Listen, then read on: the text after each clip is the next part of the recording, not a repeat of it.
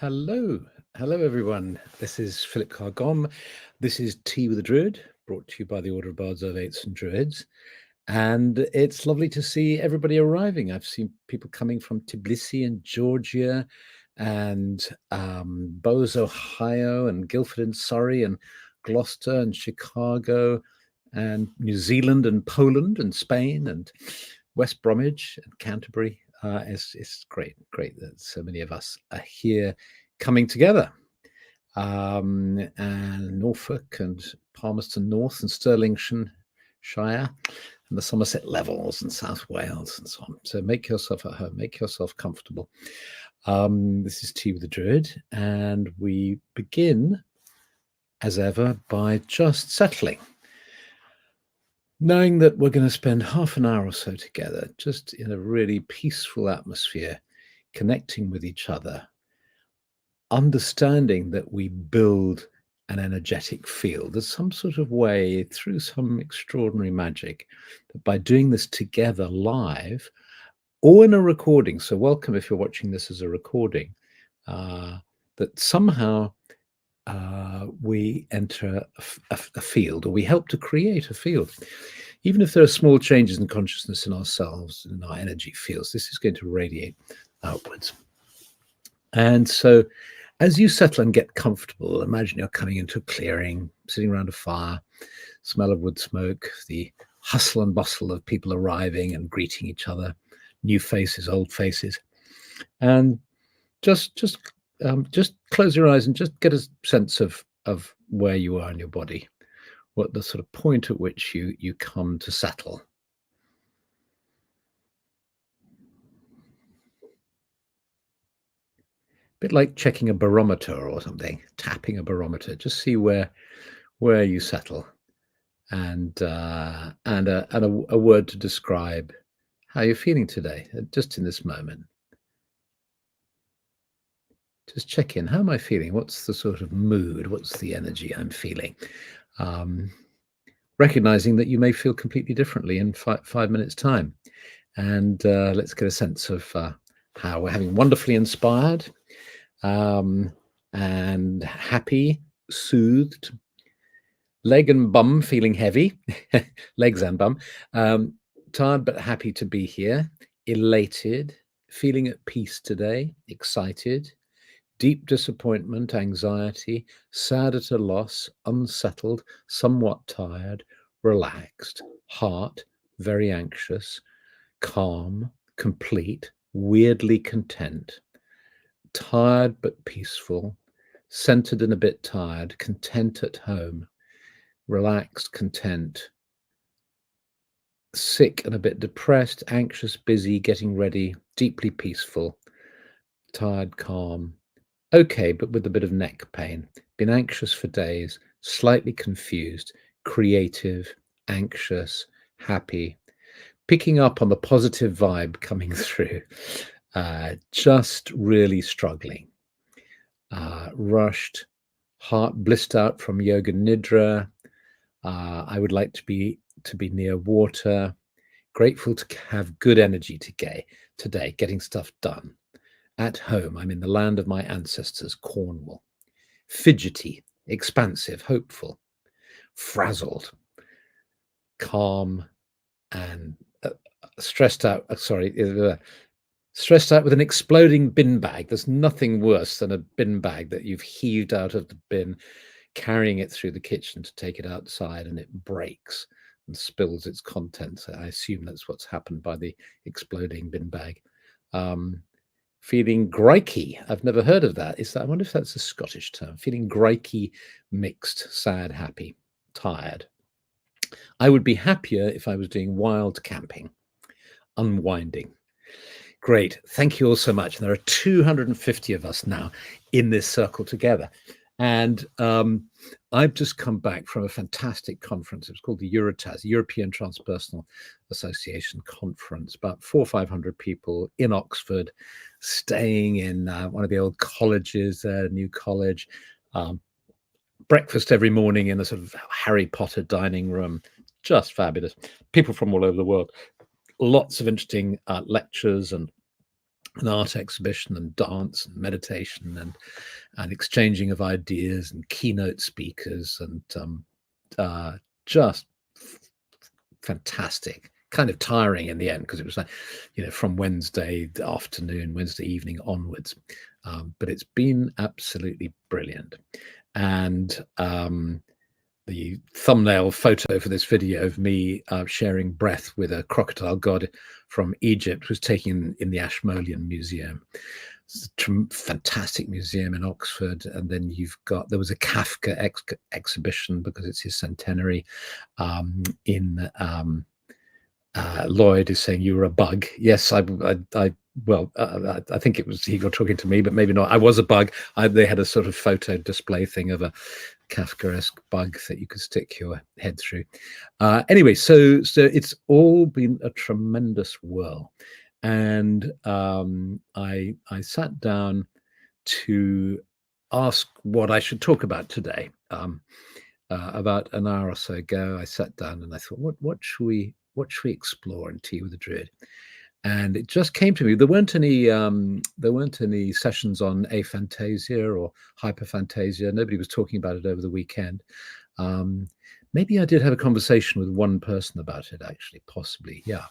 And it came to mind, and I remembered a OBOD member who's a chaplain who has written a post for OBOD members in the Druid Hearth, which is a kind of private social area that OBOD members have, about aphantasia, because a lot of the work in Druidry, in OBOD, in our training, involves guided meditations, and of course every week in Tea with the Druid we imagine that we're in a sacred grove, in a clearing.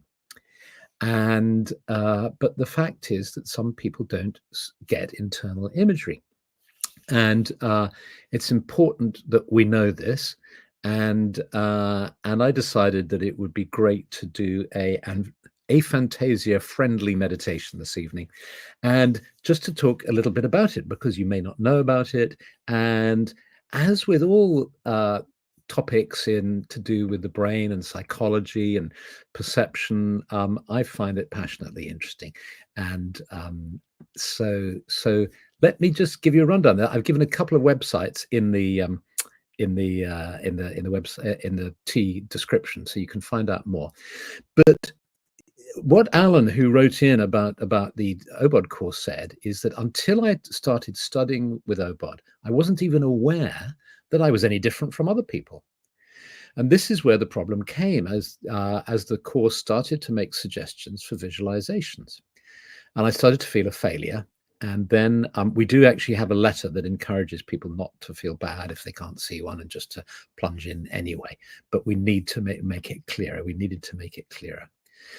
So he's gone through our whole training now, and he said, so how did I manage, and how can we all help other people like me?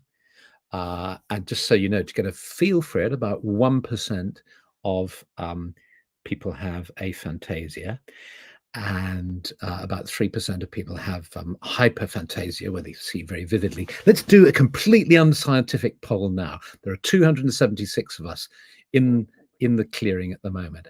I'm going to ask you a question. Do you think you might have aphantasia? The definition being, when you close your eyes, you cannot see or imagine anything. If you're asked to visualize a horse, for instance, you don't see, however sort of vague, an image of the horse. You can have an idea of a horse, you know what a horse is, but you can't conjure up a visual image from your memory, for instance, or from a photograph. That would be if you have aphantasia, and it may or may not spread to other sensory modalities like smell and taste and all the rest of it. We'll cover that in a minute. Or do you think that probably you have a normal range? Or do you think possibly you have lots of no's? But I did see some people saying yes. So just type in yes or no to aphantasia. Do you have hyperphantasia, where you see incredibly vivid imagery that sometimes even can be a little overwhelming or difficult? I think we've got somebody here. Somebody said they have Hyperphantasia, indeed. Wow, the answers are coming in so fast. I believe I have hyperphantasia. No, no, no, no, no, no, no. I am. No. Rosemary, yes. No, no. No aphantasia. Lots of no aphantasia. Sometimes hyper. Yes to aphantasia. Normal range, I think. Hyper, yes. They have the sort of Aphantasia network have merchandise, and one of them is a T-shirt saying "Think of a horse." And it's a sort of conversation starter tee. I have no problem visualizing stuff. I don't think it is hyperphantasia, though. Is it a spectrum? Exactly. And then another T-shirt they have a range of seashells, and it says, "What do you see when you think of a seashell?" And from very highly bright delineated images of seashells through to sort of very vague ones. And there are various scales you can take, and so on. Aphantasia. I love the inclusivity here, says Druid Cougar. I think in feelings, says Yoga Joe, Yoja Young. Unmutual is maybe yes to hyperphantasia. Lots of really interesting. What I'll do is I have a correspondent who is largely blind and deaf. I'm working with him on alternative methods. This is fantastic. Thank you so much. What I'm going to do at the end is I'll collate I'll get the numbers out of this. And that gives us a feel. But it looked like, as the statistics suggest, the majority of people don't feel they have aphantasia, but some people do. So yes. Julia says something interesting. I have aphantasia when I try to visualize, but when asleep I see images. So you get, as with so many things in psychology, you get the whole range. So you have people who can see no images at all. Who when they sleep, they report no visual dreams. You have people who have, but some people have visual dreams, but they can't imagine seeing anything. It seems to be that it's genetic. In some cases, a clearly genetic component. Some people are born with aphantasia from birth. With other people, it occurs after, say, brain injury or a psychiatric issue of some kind, or something else. And I think it's important for us in this world to know this, not only for our own comfort, because if we do have aphantasia, then we're bound to have feelings of failure and inadequacy in the beginning when we start hearing meditations and people talking about imagery, and then perhaps people are feeding back afterwards and say, "Oh, I had a fantastic meditation. I could see this and I saw that," and we're sitting there thinking, "Well, I've been sitting in the dark," So it's good for us to know that, and it's good for people who are guiding meditations to know it as well. And so let me finish what Alan said to his fellow OBOD students. The first thing to say is that although I can't see when I imagine, it doesn't mean that I cannot imagine. In fact, I think I have a very active and creative imagination. If you ask me to imagine an apple, I will not see an apple, but I will have the idea of an apple. I will be able to describe it however I want and change the idea of it at will. This is, in the end, how I approached the OBOD training. I told myself stories. I imagined and wrote the stories of what happened in my inner grove. As I did, the stories took on a life of their own. These stories then became memories that were as real to me as any other memory. My memories are totally non-visual too. I could also go back and revisit my stories, refine them and change them as I wished. A bit like those old choose your own adventure books. I also find it very helpful to have lots of apparent world things that help me in the other world, real versions of objects we might come across, pictures, drawings of people and places and so on. I found it helpful to visit woodlands and other sacred places to help me know them. So I'll talk about hyperphantasia in a minute, but aphantasia was picked up by the very early psychologists in the 19th century. And they've talked about non-visualizers, but no research was really done on it. And it wasn't until really recently, 2015, that some studies were that it was sort of formally identified and given the name aphantasia. And let me just check a few details with you. So some people, some individuals with aphantasia are absent of imagery across all the senses, while others may experience selective imagery absence in imagining sounds, smells, tastes, tactile sensations, and even motor activities. This complex, nuanced spectrum suggests aphantasia's broad sensory implications. So, for instance, when I lead a meditation, I talk about being in the grove. I talk about the smell of wood smoke from the fire, perhaps hearing the crackle of the fire, hearing the birds singing on the branches, walking through the forest and sensing yourself walking through the forest, and so on. Bren is saying, can people message others via here? Well, no, you can only do it in public, as it were. You can respond to somebody in public, but everybody will see your response. So about 1% of the population has aphantasia, with 2 to 6% having dim, vague imagery. It's aphantasia's occurrence in families suggests a possible genetic influence, and the research suggests a complex interplay between genetics, brain structure, and experience. So it's likely linked to neural, the disruptions in neural connectivity. Nobody really knows. It's early stages in research. But one of the memory effects it has, it apparently leads to significantly reduced autobiographical memory, a reduction that is evident in both subjective reports and objective measures. This indicates a distinct impact on the ability to recall personal past events with vivid detail. And about 40% of people with aphantasia find face recognition difficult. However, spatial imagery abilities remain strong, and people show particular aptitude for spatial tasks, which is so interesting. And in fact, from a mental health point of view, hyperphantasia can be more problematic than aphantasia, because many psychiatric issues tend to have very strong imagery associated with it.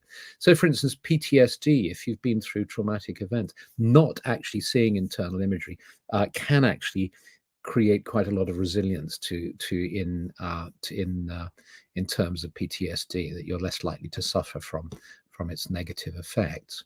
Higher tendency towards introversion in aphantasia indicates a distinct personality trait pattern. It affects future event visualization, so it's obviously harder to imagine scenarios and so on. But you're less likely to have this distressing imagery, so certain mental health risks are reduced. So how interesting this is. Hyperphantasia, more common. About 3% of people have, let's have a look, hyperphantasia. Sorry, I was just looking at an interesting note here.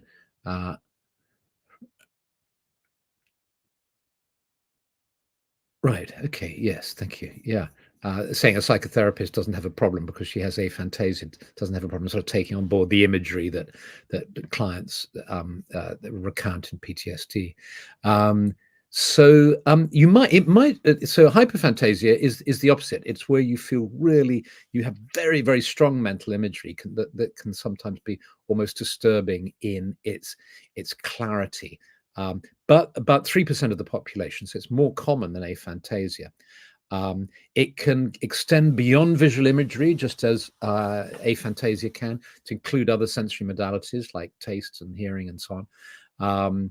And they're often in the creative professions, which one would imagine. And there's an increased rate of synesthesia. That's where the senses can be mixed. Where you see colors when you hear sound and so on. And there's seems to be difference in brain connectivity. So an obvious question might be, well, if you take psychedelics, what happens if you are have aphantasia? Do you get images?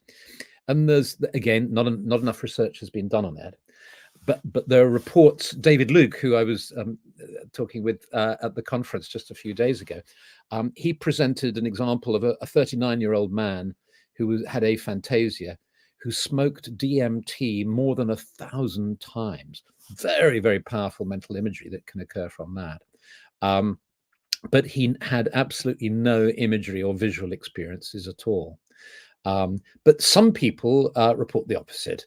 And there have been cases of this chap in Australia saying that brain stimulation could increase the vividness of mental imagery among participants in case study in some clinical research.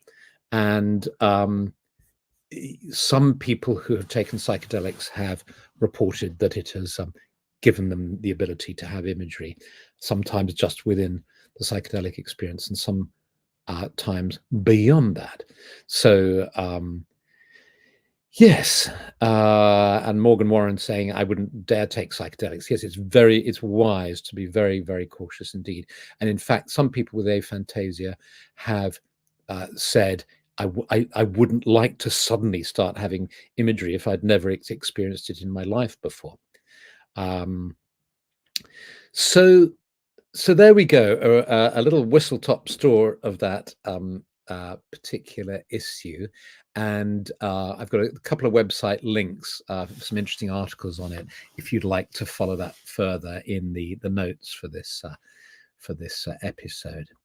But let's now drop into a meditation. And you know that the meditations that we do on Tea with a Druid are going into a sacred grove, into this place beloved of Druids and of nature lovers, a clearing in the woods, still clearing in the woods. And right from the beginning of Tea with a Druid, we often imagine that we're actually in this clearing. Now there's about 290 of us in this clearing together, a lovely motley crowd of us sitting around a fire. And there's a fire crackling and burning. And I'm going to invite you into a meditation. And the first instruction is to say, don't worry at all, or even kind of pay much attention to the level of imagery you're getting. I mean, you might notice it. You might say, oh gosh, this is very clear. I can see really clearly. Or you might say, actually, I can't see anything, or it's all very vague and I sort of think I might possibly, but am I pretending, and so on. Just all sorts of reactions you might have. But just let's imagine ourselves now seated in front of our screens. Just looking around, maybe just before you close your eyes, just look around, see your screen. Here you are in your physical reality. You can see it. And now close your eyes if you will. You don't have to, but it works better if you do. Close your eyes and just imagine the room around you as you've just seen it. Now, how do you know it's there? How do you know the room around you is there? Well, you can sense it.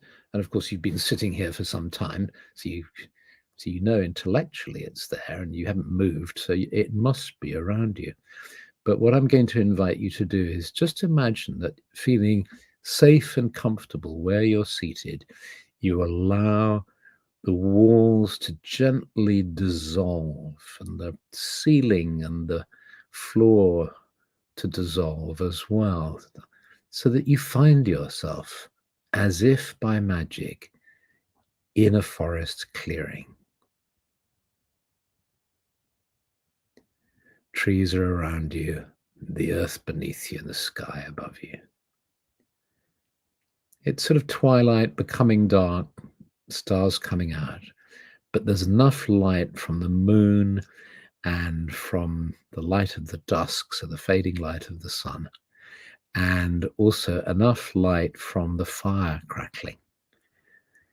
And you might want to get a little closer to the fire, and you see there's this wonderful group of people of like mind sitting around the fire. And you get a sense of to what degree you're aware of these people. I mean, you might actually see some people around. They might, on a scale of 1 to 10, they might be just 1, just sort of a slight sense of sort of people around, or could be very vivid. Doesn't matter. Doesn't matter. You can just accept whatever you're seeing, and it may change as well, may come and go in brightness and definition.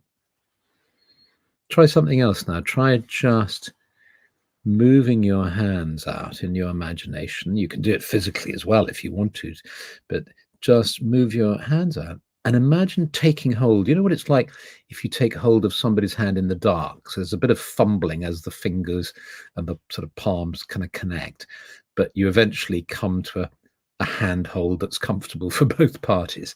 Just do that with your left hand and your right hand, and see if you can get a sensation of the sort of palpable nature of this. Got to give the hand on either side a little bit of a squeeze and see if you can sense them squeezing your hand. And again, this might be really tangible. You might think, oh, wow, I didn't see much, but I felt that squeeze. Or it may be, 1 on a scale of 1 to 10, or you may not be able to generate any kind of sense of it at all. Doesn't matter. It's okay. Now close your inner eyes and just feel the heat of the fire. Just it's got quite a blaze now. Somebody's put on a few more logs and the flames are leaping up. So there's quite a lot of heat coming from this fire. See if you can feel it on the front of your body.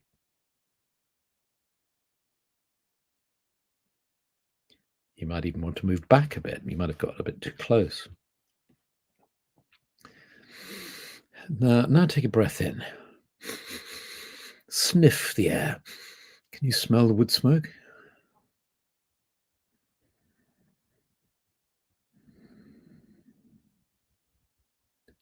You sense the earth beneath you. And now it's not about seeing or hearing or smelling. There's just some kind of intangible feeling of being on the earth, of sensing the earth beneath you. And you feel the energy of the earth rising up into you, bringing health and energy and stability to your body. You can sense all the roots, or you know that there are the roots in the earth of the trees. You sense their presence, their power, their rootedness in the ground all around you. And open to the spirit of the trees, if you will. Just open to their love, their protection. And meditation doesn't have to be a passive activity of trying to imagine stuff or experience stuff. It can be active as well. So we actively send our love to our dear brothers and sisters, the trees. We love you. We want to support you. We want you to grow and flourish on this planet. And become aware of the sky above you, all the stars, the cool night air, and you breathe it in.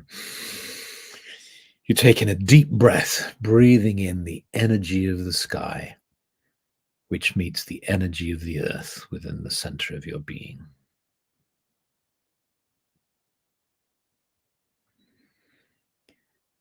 And feeling settled, now choose the modality of experience that you want to have. And by what I mean by that, the modality and the level, is you might want to open your inner eyes and to look at the fire and the ring of people. You might want to keep your eyes closed and just to know that you're in a circle of people, but you're not seeing anything. You know you're there. You might want to focus on sound if you hear sounds of the crackling of the fire, or smell if you can smell the wood smoke. And we're going to have an Eisteddfod section of our meditation, which is some poetry. I'm just going to read to you from 2 Radiance Sutras.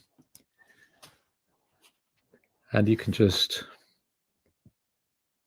soak it in.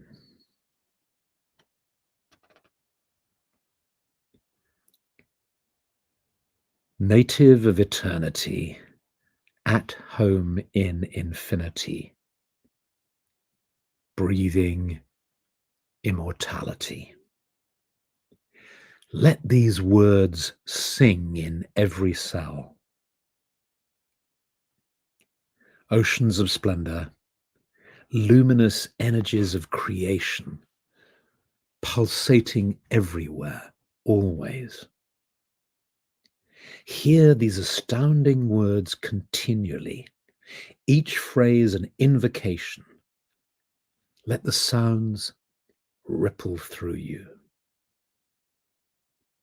Resonate with the all-pervading hum of truth, and know every fleeting moment is supported by forever. Know every fleeting moment is supported by forever.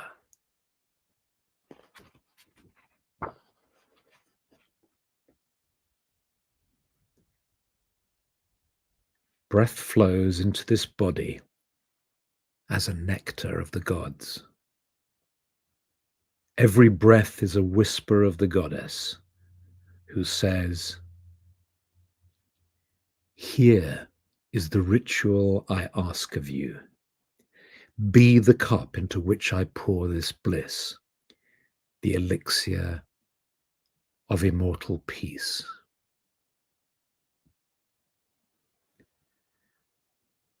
Here is the ritual I ask of you. Be the cup into which I pour this bliss, the elixir of immortal peace.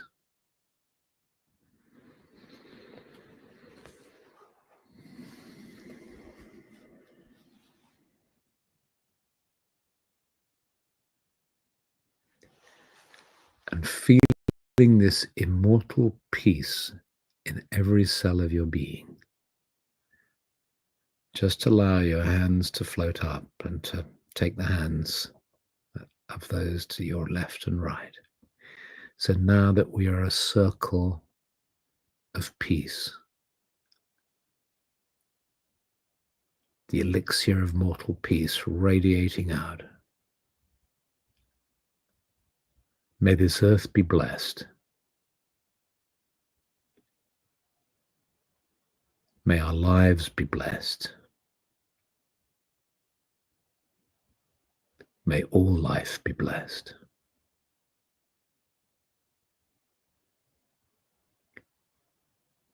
A gentle squeeze to each hand, and you release the hands to left and right, and you let your palms touch the earth.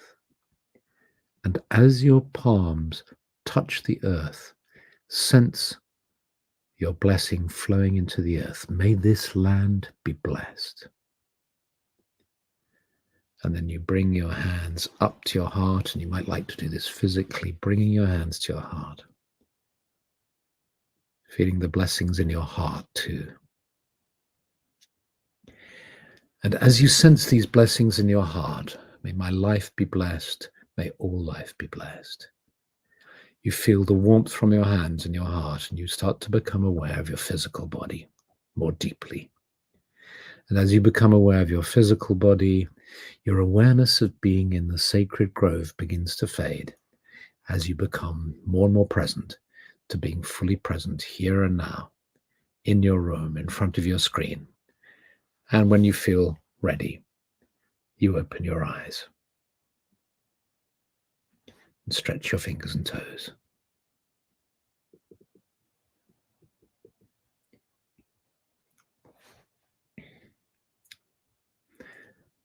Now there's an interesting comment. Thank you, Endorphelin, who says the wall thing breaks my concentration every time.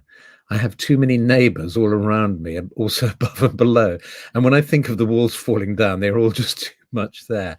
It makes me feel thrown out of the grove in a way. And it's a real challenge to get back into it. I'm so sorry. Yes, it hadn't occurred to me. I suppose we live sort of in a grove. We have 130 trees around us, and it's a detached house. So when I imagine the walls sort of fading, I'm kind of in the grove already. And yes, if you're in a flat, I suppose that can be quite disconcerting as you're as you become aware of the neighbors below you and the neighbors above you. I'll see what I can do about that. Does anybody else have that? Has anybody else had that issue of when I talk about the walls disappearing, that you find it actually rather distracting because you imagine the neighbors? I'd be interested to know whether that affects you. These were some of the strongest non-visual sensations I've ever had in a meditation, says Philosophical Phoenix. That's lovely. I live on the 3rd floor, and I imagine after the walls dissolve. Oh, let me catch that because it's going up so fast. I live on the 3rd floor, and I imagine after the walls dissolve, I'm floating and then land in the grove. Okay. That's closing my eyes and listening to the soporific voices led me to. Okay. Let's have a look. I'm surrounded by neighbors, but I never considered that. My walls disappear into the grove. Okay. Yeah, it's very interesting. Thank you so much for this feedback. I mean, it's so important and so good to be able to. That was absolutely stunning, just capturing some of your, with more emphasis on sensations rather than on all the visualization. Yeah.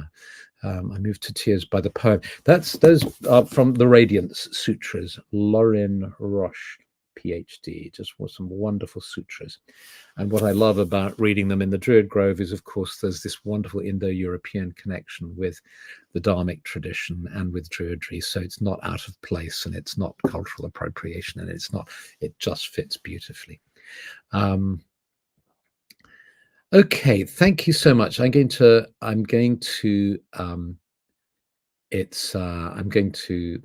a lot of people who are liking the walls dissolving. So yeah, I'll let me think about this. Let's have a look. Yeah, okay. We'll think about that. I'm now going to go into the Druid Hearth, which is a wonderful place that we have for people who are in the order. So it'll be a smaller group. So if you're able to get into the Druid Hearth, do go across, and we'll have another meeting there. In the meanwhile, many blessings, much love, and see you in a week's time. Okay, bye.